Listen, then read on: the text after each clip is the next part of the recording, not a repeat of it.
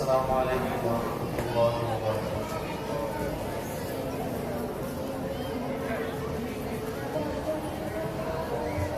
اعوذ باللہ من الشیطان اللعین الرجیم، بسم اللہ الرحمن الرحیم۔ الحمد للہ رب العالمین بارئ الخلائق اجمعین، والصلاة والسلام علی اشرف الانبیاء والمرسلین، حبیبنا حبیب الہ العالمین ابی القاسم محمد وعلى آله الطيبين الطاهرين المعصومين المنتجبين سيما بقية الله في الأرضين، أما بعد، فقال الإمام حسين بن علي عليهما السلام: لا والله يا ابن عمي لا فارقت هذا الطريق أبدا، أو أنظر إلى أبيات مكة أو يقضي الله في ذلك ما يحب ويرضى۔ درود پڑھیے محمد علیہ۔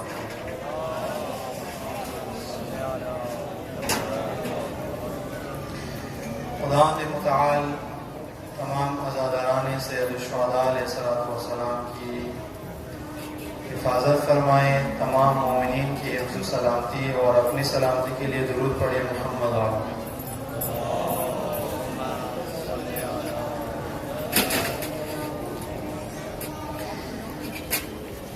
موضوع گفتگو حضرت امام حسین علیہ السلام کا فرمان نورانی ہے، جو امام نے مدینہ سے خروج کرتے وقت اپنے چچا زاد بھائی جناب مسلم ابن عقیل علیہ السلام سے ارشاد فرمایا۔ مدینہ سے نکلتے وقت امام کو مسلم ابن عقیل نے مشورہ دیا کہ ایسا کریں، اس راستے پہ نکل جائیں کہ جس راستے پہ دشمن کے تعاقب کا خطرہ نہ ہو، یعنی کسی گمنام راستے پہ نکل جائیں، کسی غیر اصلی راستے پر نکل جائیں، ایسا راستہ جس پہ عموماً لوگ آمد و رفت نہیں کرتے۔ امام کو مسلم ابن عقیل نے فرمایا کہ ہم اس راستے پہ نکل جاتے ہیں۔ امام نے فرمایا کہ لا فارقت هذا الطریق ابدا، جس راستے پہ میں جا رہا ہوں، جو راستہ میں نے چنا ہے، میں حسین ابن علی اس راستے کو کبھی بھی ترک نہیں کر سکتا، جدا نہیں ہو سکتا میں اس راستے سے۔ دیکھتا ہوں کہ اس راستے پہ میں حسین ابن علی مکہ تک پہنچ جاتا ہوں یا شہادت مل جاتی ہے مجھے، دونوں صورتوں میں حسین ابن علی نے اپنا راستہ بدلنا نہیں۔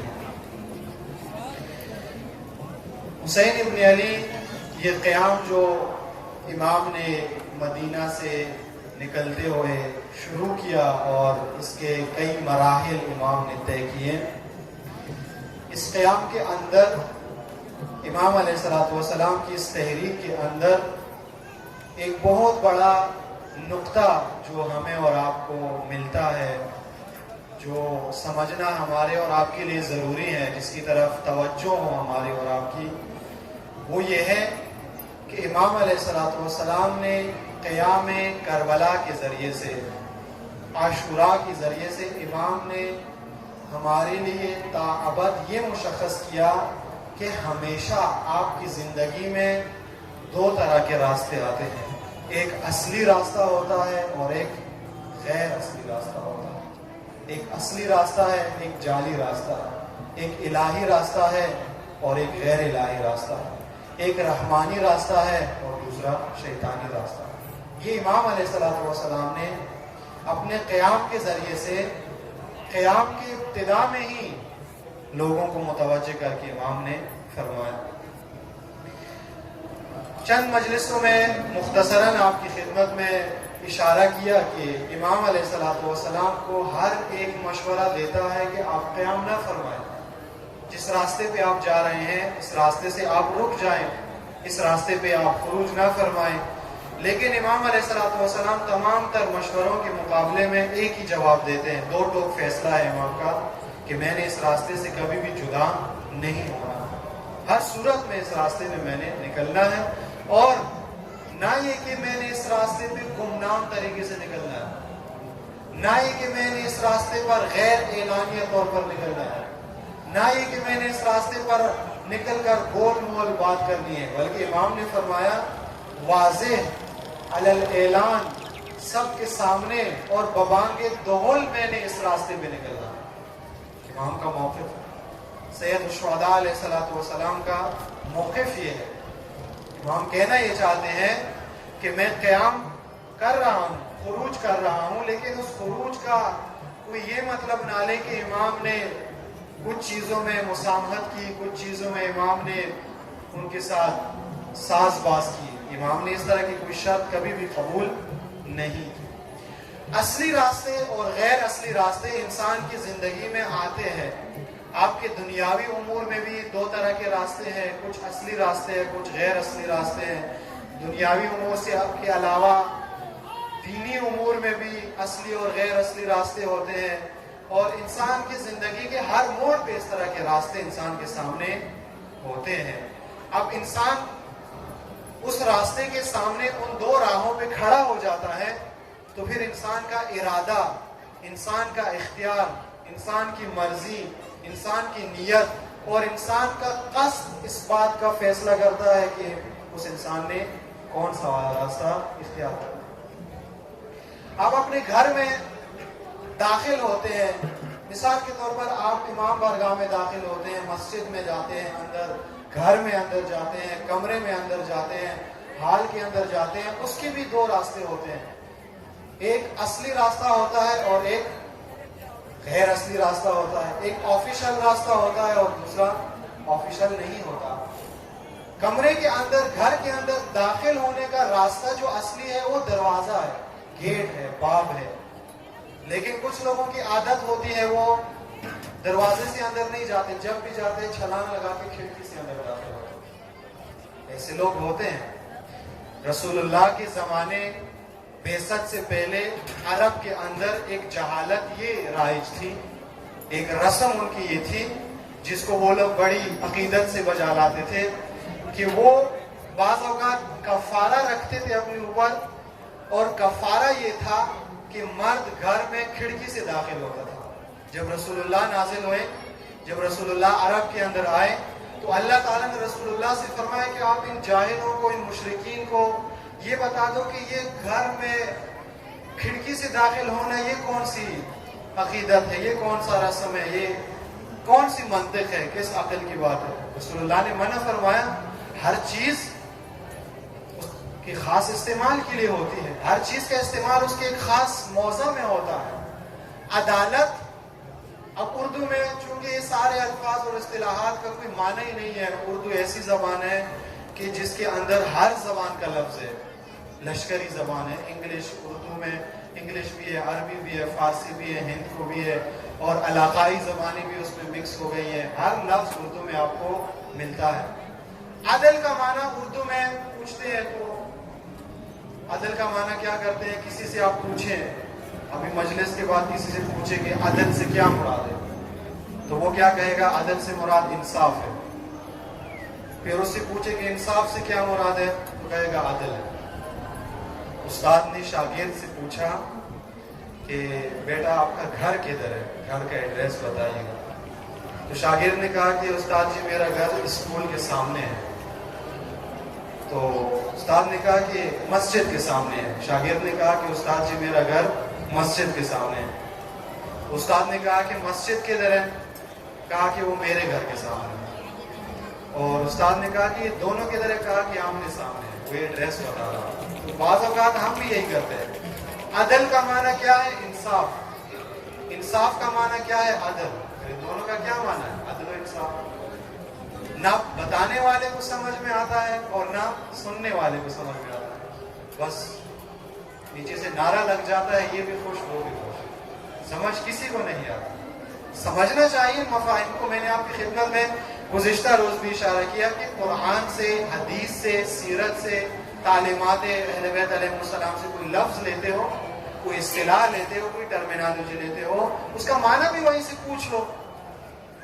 امام علی علیہ السلام نے عدل کے بارے میں متعدد خطبات ارشاد فرمائے. وہ عدل کا لفظ امام سے لے کر معنی بھی امام سے پوچھو کہ مولا یہ جو عدل آپ بار بار فرما رہے ہیں یہ عدل سے مراد کیا ہے, تاکہ آپ کو مشکل حل ہو جائے, گرا حل ہو جائے, عقدہ کھل جائے آپ کا, وگرنہ عمر گزر جائے گی آپ کو کچھ بھی سمجھ نہیں آئے گا. اور ایسی ڈبہ پیک عقل آئی تھی اور ڈبہ پیک عقل چلی جائے گی, کسی کے استعمال میں نہیں آئے گی. استعمال کے لیے عقل انسان کو اللہ تعالیٰ نے دی ہے. ان مفاہیم کا, ان الفاظ کا معنی سمجھنا ضروری ہے. اور ایک بہت بڑا طبقہ لوگوں کے اندر ایسا ہوتا ہے کہ جن کو معانی سے سروکار ہی نہیں ہوتا. کتنے ایسے لوگ ہیں جو عزاداری پہ اہتمام کرتے ہیں لیکن عزاداری کا معنی ہی نہیں پتا ان کو کیا ہے عزاداری. نماز پڑھتے ہیں, ان کو پوچھو نماز سے کیا مطلب ہے, کیوں پڑھتے ہو, پتہ ہی نہیں, بس میرے باپ پڑھتے تھے میں بھی پڑھ رہا ہوں, مجھے کیا پتا نماز کیا ہے. ان چیزوں کا معنی, مفہوم, مراد, تفسیر معلوم ہو ہمیں. کم از کم اس حد تک ہمیں معرفت ہو تعلیمات دین کی کہ ہم اپنی زندگی تو بنا سکیں. اگر کسی اور کا بوجھ نہیں اٹھا سکتے, اپنا بوجھ تو اٹھا سکتے, اپنے آپ کو تو ہدایت کر سکیں. اتنی تعلیمات تو ہماری ہو, اتنا دین تو ہم نے پڑھا ہوا ہو, مگر نہ, مشکل میں ہیں ہم. کچھ لوگ ایسے ہیں, اکثر لوگ ایسے ہیں جو معانی کو نہ سمجھنا چاہتے ہیں اور نہ وہ سمجھتے ہیں. لیکن ان کے برعکس کچھ لوگ ایسے ہیں جو مدارس میں جاتے ہیں, اسکول میں جاتے ہیں, یا اساتید سے پڑھتے ہیں یا مطالعہ کرتے ہیں. وہ معانی کو سمجھ تو لیتے ہیں لیکن معانی کو اس طرح سے نہیں سمجھ سکتے جس طرح معانی کا حق ہے. الٹا سمجھ لیتے ہیں, مطلب کچھ اور سمجھ لیتے ہیں. ہمارے استاد بزرگوار فرماتے ہیں کہ ایک جگہ عشرہ مجالس, ایک عشرہ پڑھا, پورا مجلس کا 10 روزہ مجلسیں پڑھی اور 10 روزہ مجلس کا موضوع تھا طاغوت. قرآن میں ہے نا طاغوت. تو کہتے ہیں کہ 10ویں مجلس کے بعد ایک مومن آیا آگے اور اس نے شاباش دی اور شکریہ ادا کیا کہ آغا صاحب بہت شکریہ, 10 دن آپ نے تابوت پہ بہت اچھا عشرہ پڑھا. تابوت جس میں مردہ رکھتے ہیں, وہ 10 دن استاد 10 دن تابوت سمجھا رہے تھے اور وہ 10 دن تابوت سمجھ رہا تھا. یہ کیا ہے؟ اس کی مثال دنیاوی امور میں بھی ملتی ہے, گھر میں بھی ملتی ہے. کبھی آپ ثابت نہیں کر سکتے, بلکہ اگر ہے بھی تو بہت ہی شاذ و نادر ہے کہ کوئی انسان بھوک سے مرا ہو. کھانا نہ ملنے کی وجہ سے جو لوگ مرتے ہیں ان کی تعداد شاید اس وقت دنیا میں بہت کم ہے, بہت ہی کم ہے. لیکن جو لوگ بدہضمی سے مرتے ہیں ان کی تعداد بہت زیادہ ہے. یہ آج کل نئی نئی بیماریاں جو آتی ہیں جو نہ ڈاکٹر کو سمجھ میں آتی ہے نہ مریض کو سمجھ میں آتی ہے, یہ کہاں سے ہے؟ یہ بدہضمی کی وجہ سے. ہر وہ چیز آپ کھاتے ہو, رات کو کھانا, رات کو چائنا نے کھانا متعارف کیا, صبح آپ اس کو بنا لیتے ہو, پتہ نہیں اس میں کیا کیا چیزیں آ جاتی ہیں, وہ ہم نے کھانا ہے. لوگوں کو پتہ چلے ایڈوانس بندہ ہے چائنیز کھاتا ہے, پتہ نہیں ہمیں کیا کھاتے ہیں. اور اسی وجہ سے پھر ہمارے اندر بیماریاں آ جاتی ہیں. وہ لوگ تو تحقیق کر کے اس کے ویکسین بنا لیتے ہیں, ہمیں تو یہ بھی توفیق نہیں ہے اور ان کی ویکسین پہ ہمیں زبردستی لگوائی جاتی ہے. یہ کس وجہ سے ہے کہ بدہضمی ہے ہمیں. دین میں بھی اسی طرح ہے. اگر آپ کو دین کی کسی معرف کے بارے میں, اگر آپ کو دین کے کسی مطلب کے بارے میں معلوم نہیں ہے تو نقصان ہے, لیکن یہ اتنا نقصان نہیں ہے. لیکن اگر آپ کو دین کی کسی بات کے بارے میں غلط معلوم ہو جائے تو یہ زیادہ نقصان. گمراہ ہو سکتے ہیں آپ لوگ. جن لوگوں نے ولایت کا اعلان غدیر میں نہیں سنا یا اس زمانے میں پیدا نہیں ہوئے تھے, ان کو ولایت کا معنی سمجھانا بہت ہی آسان ہے. لیکن جنہوں نے ولایت کا معنی وہاں پہ سمجھا لیکن غلط سمجھا, رسول اللہ کے معنی سے ہٹ کر سمجھا, 1400 سال ہو گئے, آپ منوا سکتے ہیں ان سے ولایت؟ کبھی بھی نہیں منوا سکتے. وجہ کیا ہے؟ بدہضمی ہو گئی ہے. کھانا کھا لیا انہوں نے لیکن جس ادب کے ساتھ کھا لینا تھا وہ ادب انہوں نے رعایت نہیں کی ان لوگوں نے. لہذا ہمیں ان چیزوں میں دقت کرنی چاہیے. امام علیہ السلام کا یہ قیام, امام علیہ السلام کی یہ تحریک, اس تحریک کے اندر جو معارف ہے, جو مطالب ہے, جو امام علیہ السلام کے فرمودات اور فرامین سمجھنا لازمی ہے ہمارے لیے، ضروری ہے ہمارے لیے۔ انہی میں سے امام جو فرما رہا ہے کہ لا واللہ یا ابن عمی، مسلم ابن عقیل سے مخاطب ہوتے ہوئے امام فرماتے ہیں میرے چچا بھائی، لا فارقت هذا الطریق ابدا، امام اس راستے کو کبھی بھی چھوڑنے والا نہیں ہے، اس وجہ سے کہ اصلی راستہ ہے۔ کون سا راستہ ہے؟ امام نے تو فرما دیا کہ راستہ جو میں نے اختیار کیا ہے یہ راستہ میں نے چھوڑنا نہیں ہے، لیکن امام جس راستے کی طرف اشارہ فرما رہے ہیں وہ راستہ کون سا؟ وہ راستہ کسی نے نہیں پوچھا، کسی نے امام سے نہیں پوچھا کہ آپ کا راستہ کون سا ہے، بلکہ ہر ایک نے اپنا راستہ بتا دیا، ہر ایک نے اپنا راستہ بتا دیا۔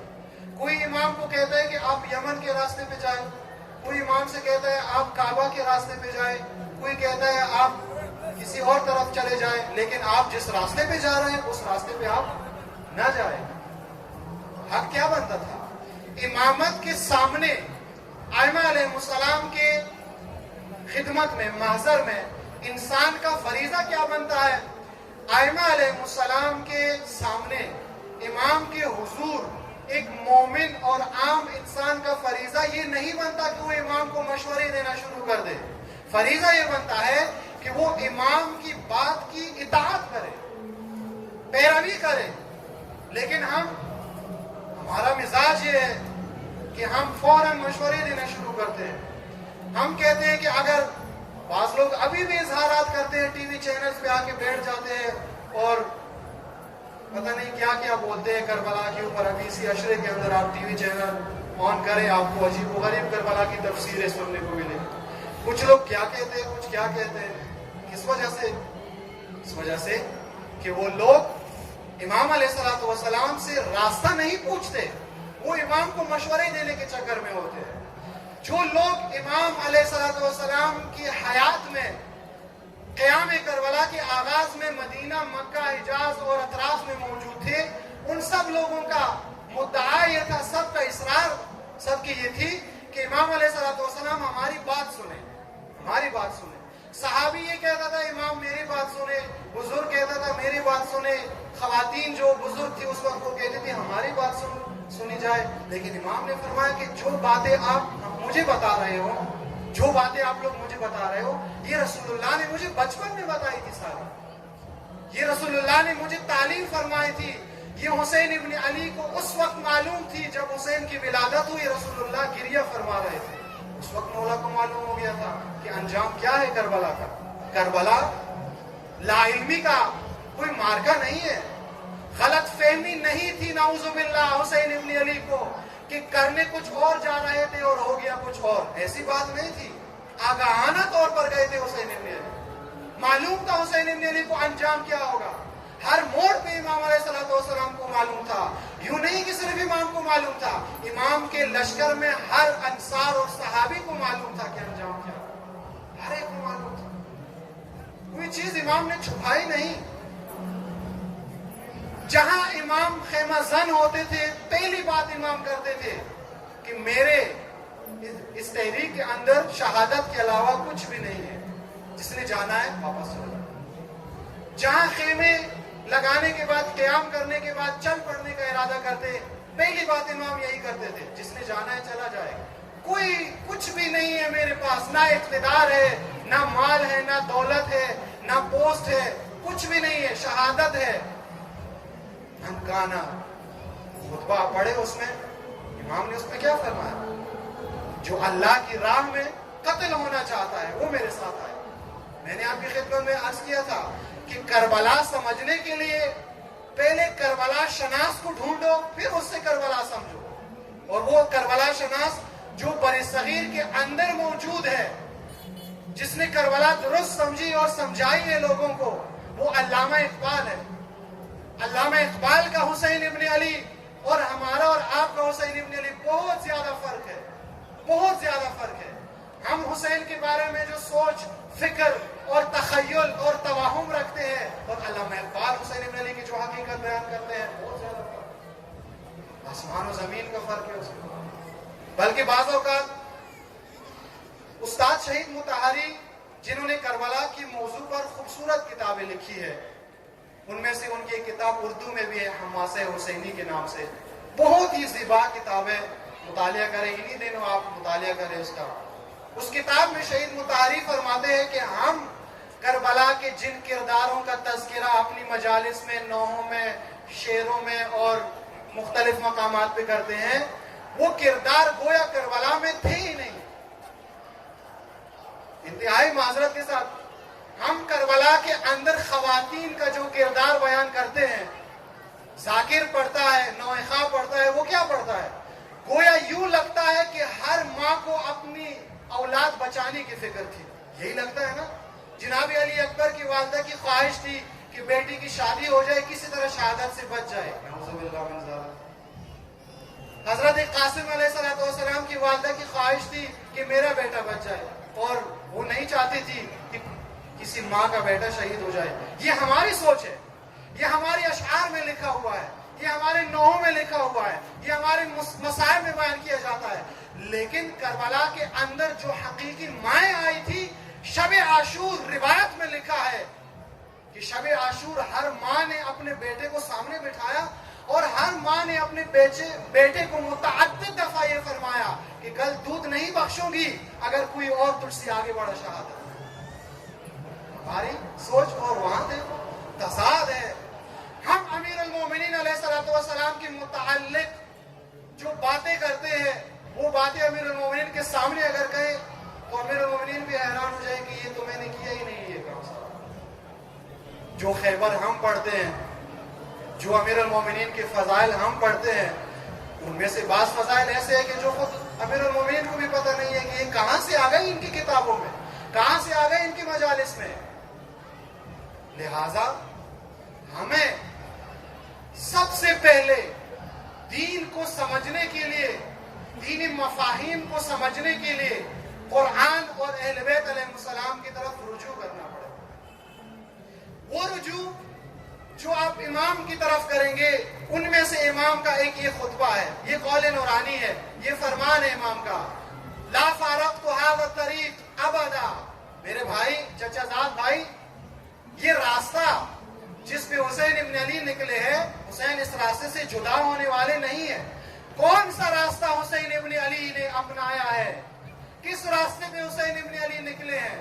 وہ راستہ اصلی راستہ ہے، وہ راستہ الہی راستہ ہے، وہ راستہ قرآنی راستہ ہے، وہ راستہ نبوی راستہ ہے، وہ راستہ علوی راستہ ہے، وہ راستہ ائمہ معصومین علیہ السلام کا متفق کا راستہ ہے۔ اس راستے کو کھولا جائے، اصلی راستہ ہمیں اپنانا چاہیے۔ جب انسان کی زندگی میں دو راستے آ جاتے ہیں، کہ آ جاتے ہیں، ہمیشہ آپ کی زندگی میں دو راستے آتے ہیں، کبھی بھی آپ کی زندگی میں تین راستے نہیں آتے۔ آپ شادی کرتے ہیں، شادی کے معاملے میں آپ کے سامنے دو راستے ہیں، سامنے والی لڑکی ہے، یا آپ نے اس سے شادی کرنی ہے یا نہیں کرنی ہے، تیسرا راستہ تو نہیں ہے، یا ہے تیسرا راستہ کہ آپ نے شادی کرنی بھی اور نہیں بھی کرنی ہے، اس طرح کوئی راستہ نہیں ہے۔ یہ راستہ البتہ پاکستان میں موجود ہے، پاکستان کے مومنین کے پاس تیسرا راستہ بھی ہے۔ وہ کیا ہے کہ زبان پہ علی کا نعرہ بھی لگاؤ اور طاغوت کو جیوے جیوے بھی کرو، یہ تیسرا راستہ یہ پاکستانی مومنین کے پاس موجود ہے، اور یہ بہت بڑی ان کی ایک خلاقیت ہے، ایک مہارت ہے۔ پاکستانیوں کی بہت ساری چیزیں جو دنیا سے نمایاں ہیں، ان میں سے ایک یہ چیز ہے کہ یہ قوم ایسے ایسے کام کرتی ہے جو کوئی بھی انجام نہیں دے سکتا۔ برطانیہ کے ایک اخبار نے چند سال پہلے ایک آرٹیکل لکھا تھا، اور اس کا عنوان انہوں نے یہ قرار دیا تھا کہ اگر دنیا میں پاکستان نہ ہوتا تو ساری دنیا بور ہو جاتی، کیونکہ جب دنیا والے بور ہو جاتے ہیں تو نیوز میں پاکستان کی نیوز پڑھتے ہیں۔ ہماری حالت ہے، یہ ہمارا قومی مزاج ہے۔ قومی پرچم کا تو پتہ ہے آپ لوگوں کو، قومی خوراک، قومی کھیل، قومی جانور، قومی پھول، قومی درخت، سب کچھ پتہ ہے، لیکن قومی مزاج کا شاید پتہ نہیں ہے۔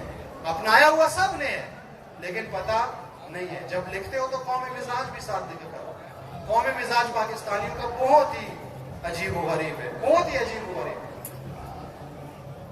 اصلی راستہ اور غیر اصلی راستہ جب انسان کے سامنے آ جاتا ہے، یہاں پہ اکثر لوگوں کی کوشش ہوتی ہے، توجہ کریں، اکثر لوگوں کی کوشش یہ ہوتی ہے کہ اصلی راستے میں اگر خطرہ نہیں ہے تو اپنا لیتے ہیں، اگر خطرہ ہے تو پھر نہیں اپنا لیتے۔ اکثر لوگ یہ کوشش کرتے ہیں، چونکہ ہمیشہ یہ اللہ تعالیٰ کا قانون ہے کہ راستہ اگر اصلی ہوگا تو مشکلات ضرور ہوگی، یہ لازم و ملزوم ہے۔ اصلی راستہ اور مشکلات آپس میں کیا ہے؟ لازم و ملزوم ہے۔ میں آپ کو پریکٹیکل مثال دیتا ہوں، آج ہی اس کو آزما۔ صبح کی نماز پتہ نہیں آپ لوگ کتنے بجے پڑھتے ہیں، آپ لوگ ہو جاتے ہیں۔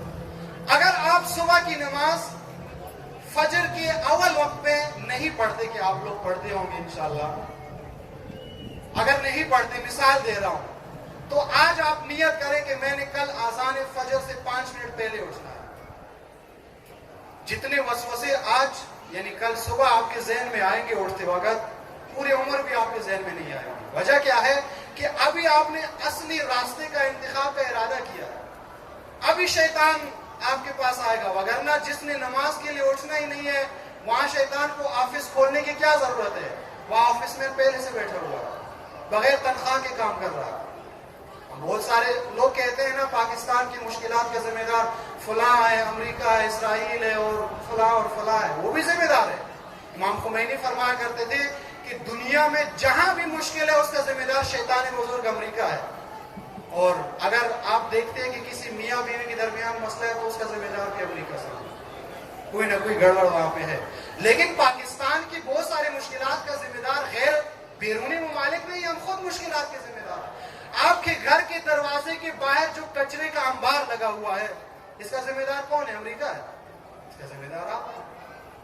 کراچی میں جو کچرے کے پہاڑ بنے ہوئے ہیں، اس کا ذمہ دار کون ہے؟ بنگلہ دیش والے ہیں، خود ہیں۔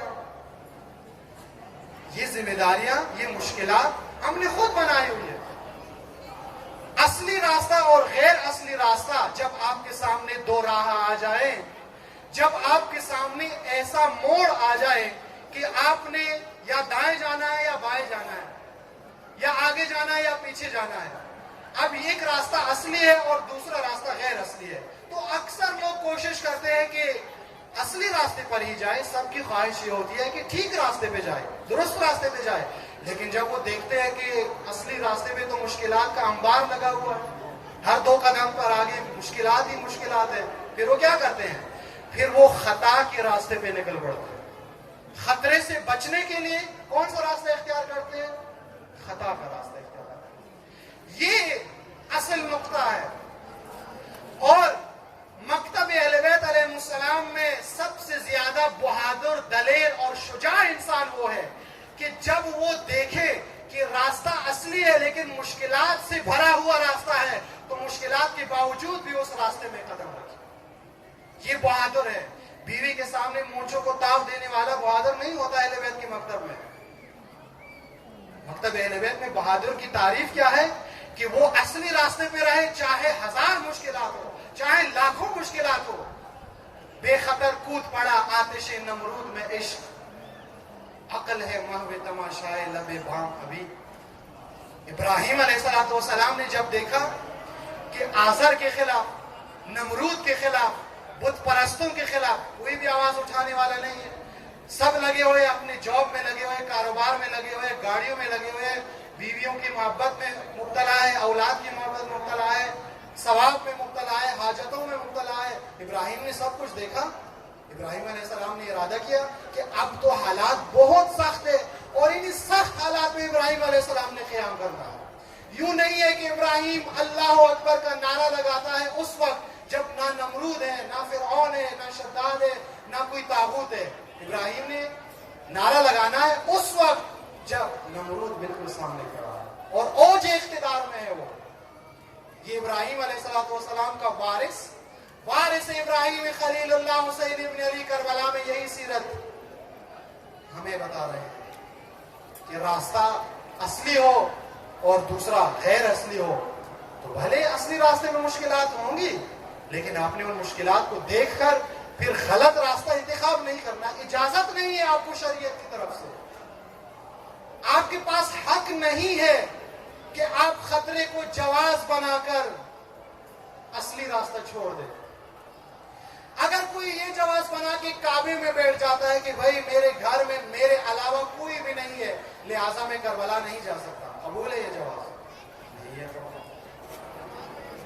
مگر حسین ابن علی کے خاندان سے زیادہ عظمت ہے آپ کی خاندان، مگر حسین ابن علی کے خاندان کی خواتین سے زیادہ عصمت ہے آپ کی خواتین کی کہ اتنے آرام سے، خاموشی سے اور مزے سے بیٹھے ہوئے ہو.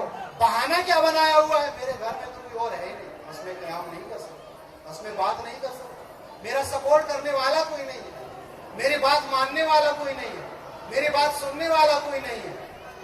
یہ جواز، یہ بہانے، یہ عذر، یہ کربلا کی مکتب میں سب باطل ہے، سب باطل ہے. کراس کا نشان ہے ان کے اوپر. کربلا نے بہانہ جوئی، لا تعلقی، بزدلی، خوف، مصلحت، مفاد پرستی، لالچ اور کوئی اور بہانہ، یہ سب چیزیں کربلا کے درس میں، کربلا کے لیسن میں، کربلا کے سبق میں یہ سب باطل ہے. یہ ہوم ورک اگر آپ کر کے امام کے سامنے رکھتے ہو تو امام اس پہ کراس کا نشان لگائے گا. اور کیسے لگائے گا؟ حسین ابن علی اپنے پاک خون سے اس پہ کراس کا نشان لگائے جو کبھی مٹنے والا نہیں ہے. جن لوگوں کو حسین ابن علی نے اس وقت یزیدیت کے صف میں جا کے کھڑا کر دیا، 1400 سال بعد کسی مفتی میں، کسی عالم میں، کسی فقیہ میں، کسی مفسر میں، کسی بہت بڑے دین کے ٹھیکیدار میں جرأت ہے کہ اس انسان کو صاف کیا جائے، پاک کیا جائے، صحیح ثابت کیا جائے. ہے کسی کے اندر جرأت؟ نہیں ہے کسی کے اندر. وجہ کیا ہے کہ معلم حق، معلم اصلی راستہ حسین ابن علی نے ان کے اوپر بطلان کا خط کھینچا. ضرور پڑھا.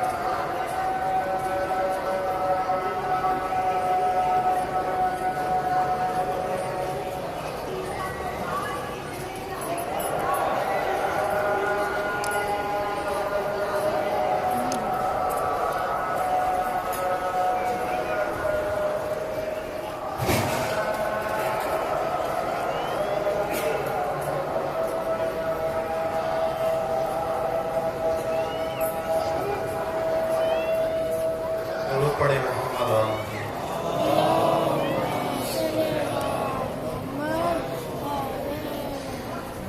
بس قیام سید الشہداء علیہ السلام ہمارے لیے جو ایک بہت بڑا درس اور سبق دیتا ہے وہ یہ ہے کہ ہم نے ہمیشہ حق کے راستے پہ چلنا ہے، ہمیشہ حق کے راستے پہ چلنا ہے، اصلی راستے پہ چلنا ہے، درست راستے پہ چلنا ہے. عاشوراء نہضت ہے قیام اور بیداری کی. عاشوراء تحریک ہے بیداری کی. اور بیداری کیسے آتی ہے؟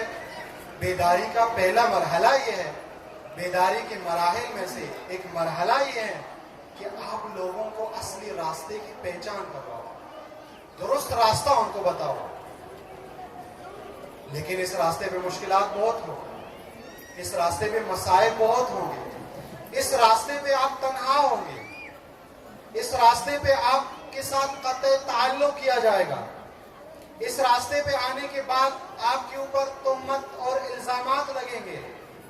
اس راستے پہ آنے کے بعد آپ بدنام ہو جائیں گے. لوگ آپ کو مختلف تشبیہات سے یاد کریں گے، لیکن آپ نے چھوڑنا نہیں. قرآن کریم نے صراط مستقیم پر چلنے والوں کی ایک صفت جو بیان کی ہے، ایک اعلیٰ خوبی جو صراط مستقیم پر چلنے والوں کی بیان کی ہے. نماز میں اہدنا الصراط المستقیم کی دعا مانگتے ہو تو اس دعا کے بعد پھر غور بھی کیا کرو کہ آپ یا وہ صفت آ بھی رہی ہے یا 60 سال سے وہیں ہوں، صراط مستقیم پہ آیا بھی ہوں یا وہیں کھڑا ہوں. کیونکہ دعا اگر قبول نہیں ہوتی تو پھر انسان کو غور کرنا چاہیے کہ مشکل کہاں پر.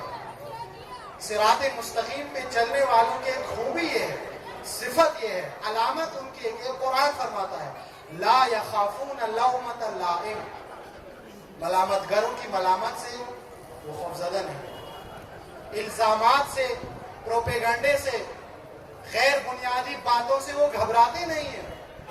آپ نے دیکھا کہ امیر المومنین کے خلاف بنو امیہ کے خطباء اور ان کے مصنفین اور شعراء اور ائمہ جمعہ نے اتنے سال تک پروپیگنڈا کیا.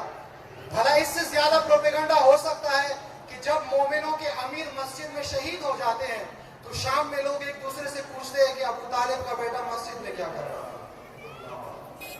یعنی کیا؟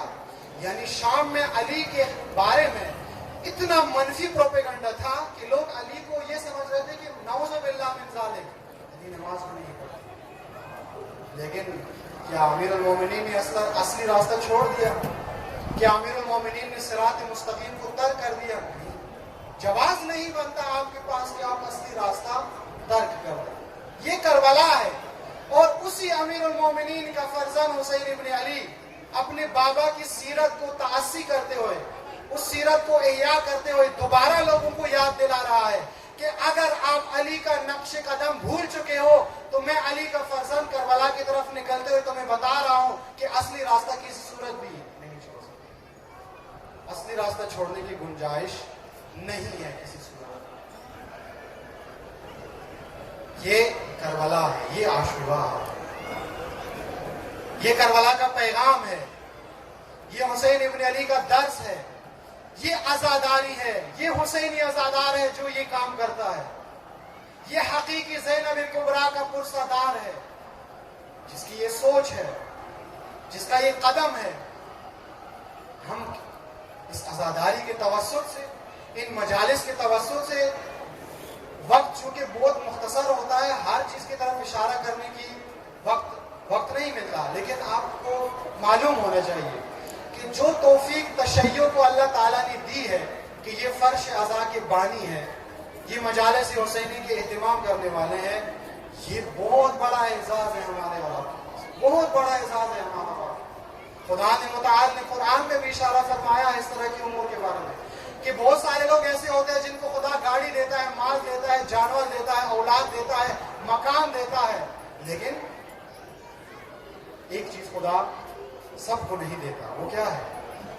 وہ خود خدا ہے، وہ اللہ تعالیٰ کی ذات ہے، وہ اللہ تعالیٰ کا قرب ہے جو خدا ہر ایک کو نصیب نہیں کرتا.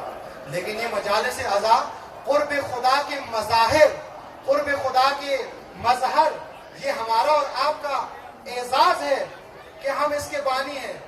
لیکن اس کے بانی بنتے ہوئے، فرش عزا میں بیٹھتے ہوئے، ان کا اہتمام کرتے ہوئے، عزاداری برپا کرتے ہوئے، ساری دنیا کو اعلان کر کے بتا دو کہ ہم کیا کرنے جا رہے ہیں.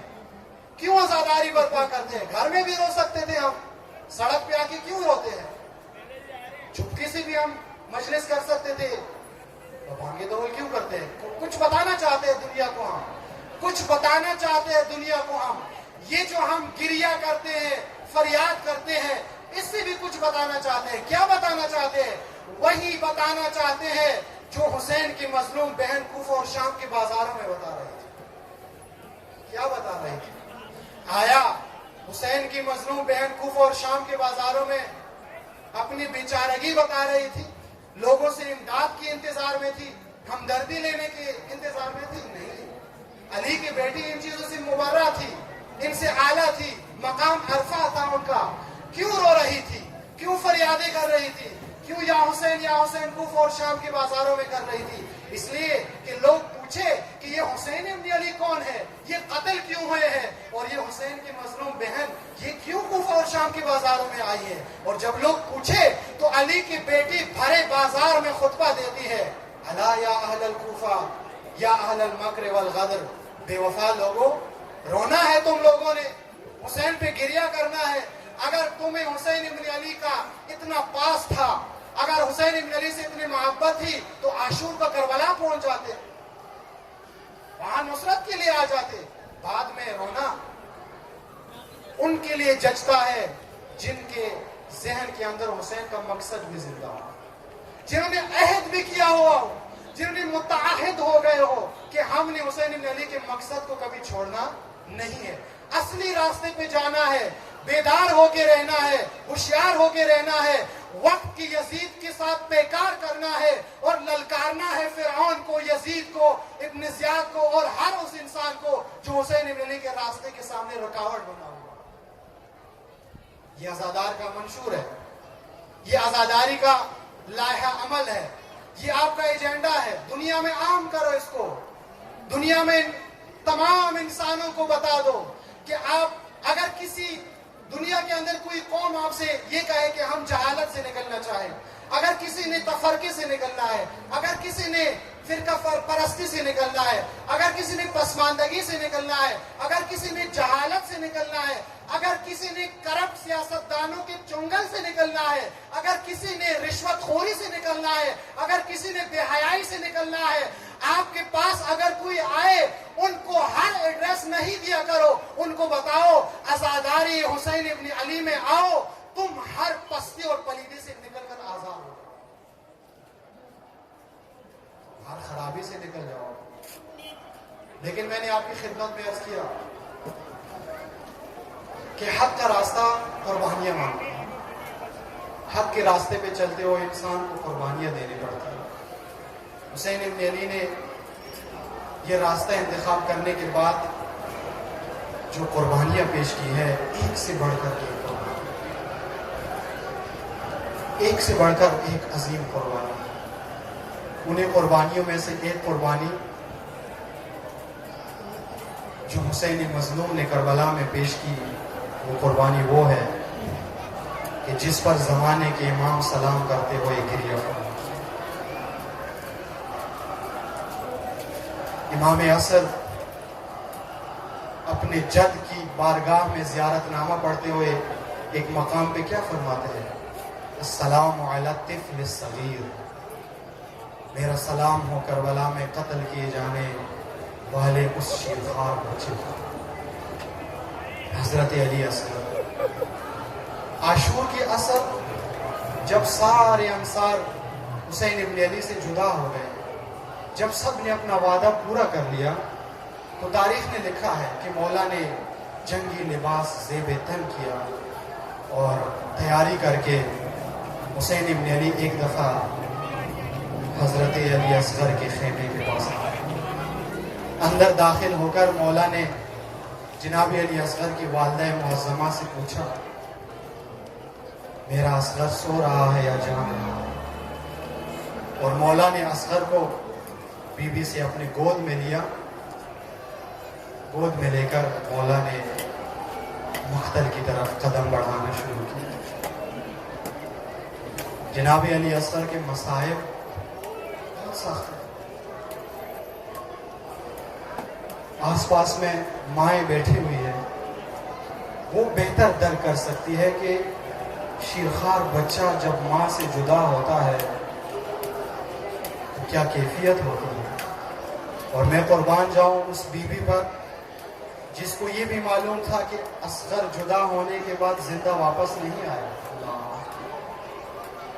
جب حسین ابن علی نے اصغر کو گود میں لے کر مقتل کی طرف روانہ کیا، کہتے ہیں کہ مولا نے اصغر کو ہاتھوں پہ اٹھایا اور اشقیاء سے خطاب کیا۔ مولا نے کیا فرمایا؟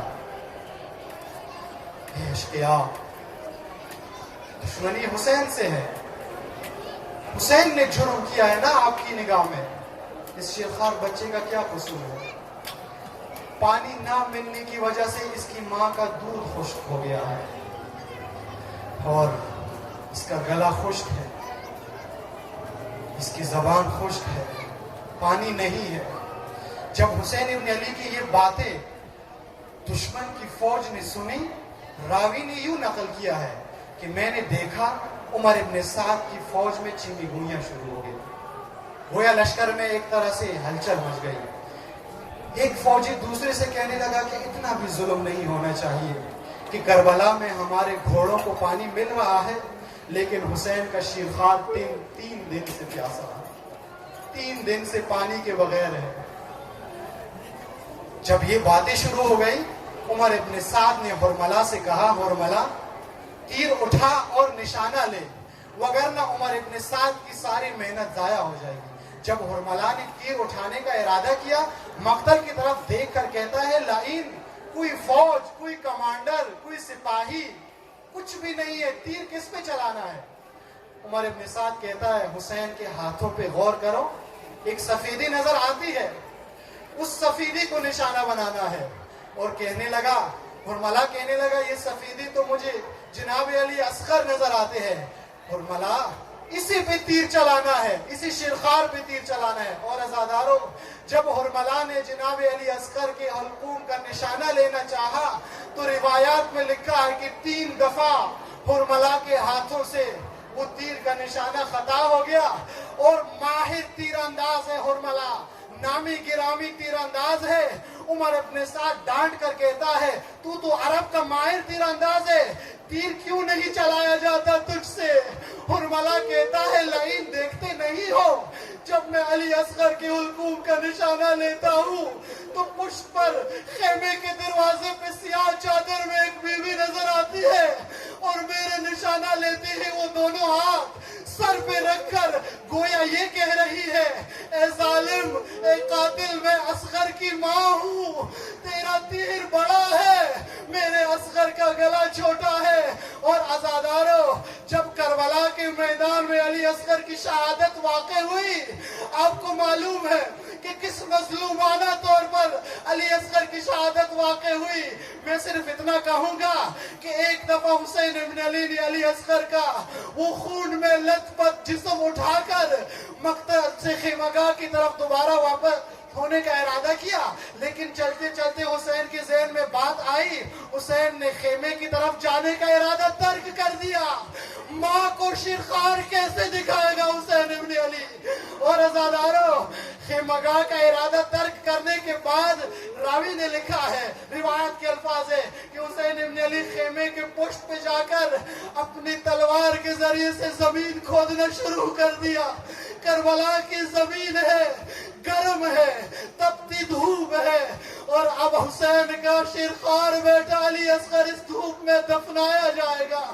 دھوپ میں دفنانے کے بعد جب حسین خیمگاہ کے قریب پہنچے تو علی اصغر کی ماں سمجھ گئی اور کچھ نہیں کہا، اتنا کہا، اے میرے حسین، میں سمجھ گئی کہ میرا اصغر کہاں گیا ہے، لیکن آج کے بعد علی اصغر کی ماں کبھی دھوپ میں نہیں بیٹھے گی، کبھی سائے میں نہیں بیٹھے گی، ہمیشہ دھوپ میں بیٹھی رہے گی۔